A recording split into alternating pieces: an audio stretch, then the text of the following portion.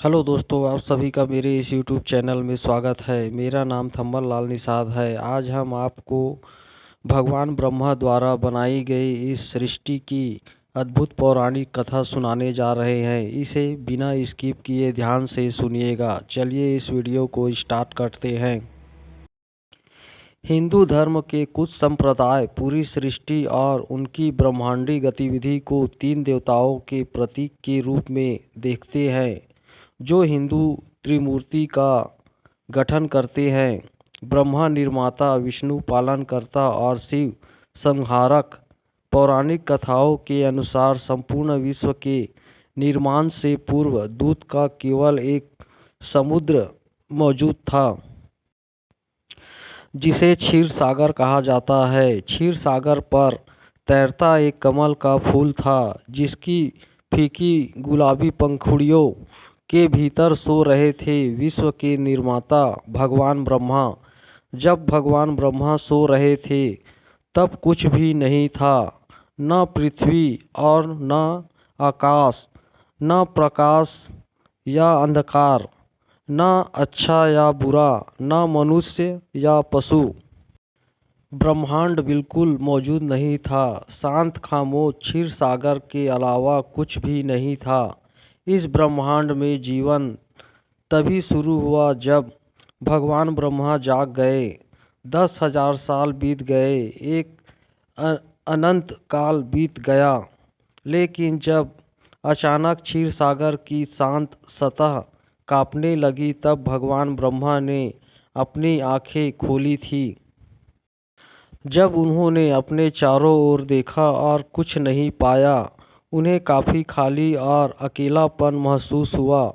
उनकी आंखों में बड़े बड़े आंसू छलक पड़े। जब वे आंसू क्षीर सागर में गिरे तो उन्होंने पृथ्वी का रूप लिया और जिन आंसुओं को ब्रह्मा जी ने पोंछ दिया, वे आंसू और आकाश बन गए। फिर वे खड़े हुए और स्वयं को तब तक खींचा जब तक उनका शरीर ब्रह्मांड नहीं बन गया। वह बाईं ओर फैले और आकाश में सूर्य, चंद्रमा और सभी सितारों का निर्माण किया। उन्होंने इधर और उधर स्वयं को फैलाया और शुष्क मौसम और तूफानी मौसम, आग, हवा और बारिश का निर्माण किया। और फिर उन्होंने देवताओं को बनाया। सबसे पहले उन्होंने प्रकाश के देवता की रचना की। वे सुंदरता और अच्छाई से सुसज्जित थे और उनके दोस्त देवदूत, संत, परी और अप्सरा थे। फिर उन्होंने असुरों, अंधकार के देवता की रचना की। उनके दोस्त भूत, दानव और नाग थे और इसलिए उन्होंने मित्र और शत्रु दोनों बनाए, क्योंकि देवता और असुर शत्रु होने के लिए बनाए गए थे। साथ ही उन्होंने बताया कि क्षीर सागर में अमृत नाम का एक चमत्कारी पदार्थ मौजूद है।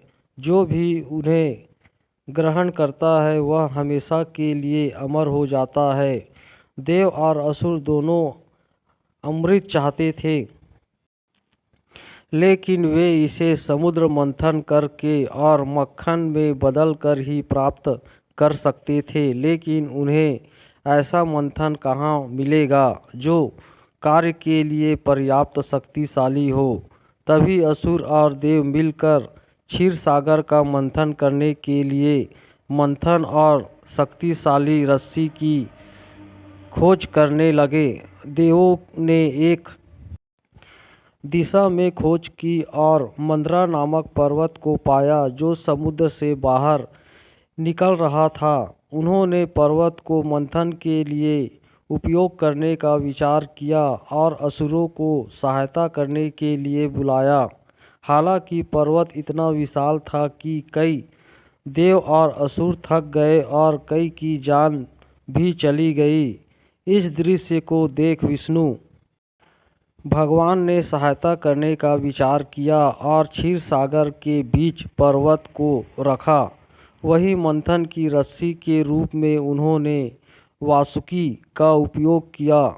असुरों ने सर्प का सिर, देवों के मुख को पकड़ा और मंथन करना प्रारंभ किया।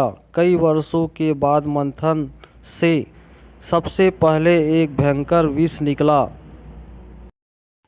इस विष में संपूर्ण विश्व को समाप्त करने की शक्ति मौजूद थी, इसलिए भगवान शिव द्वारा उस विष का सेवन कर लिया गया और देवी पार्वती ने उस विष को भगवान शिव के कंठ में रोक दिया।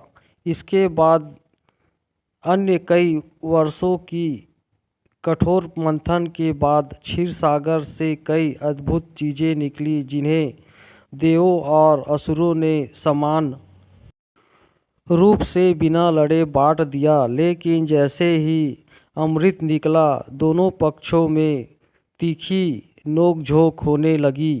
तभी एक राक्षस ने देवदूत से प्याला छीन लिया।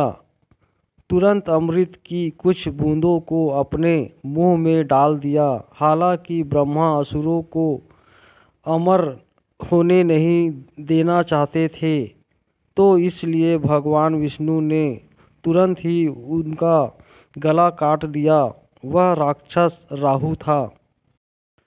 और तब राहु की गर्दन से ऊपर का भाग चंद्रमा और सूर्य के चारों ओर पीछा करता रहा है और कभी कभी वह एक को निगल जाता था और पृथ्वी को अंधेरे में डुबो देता था। राहु का केवल गर्दन से ऊपर का हिस्सा अमर हो पाया था और इसलिए दुनिया बनाई गई।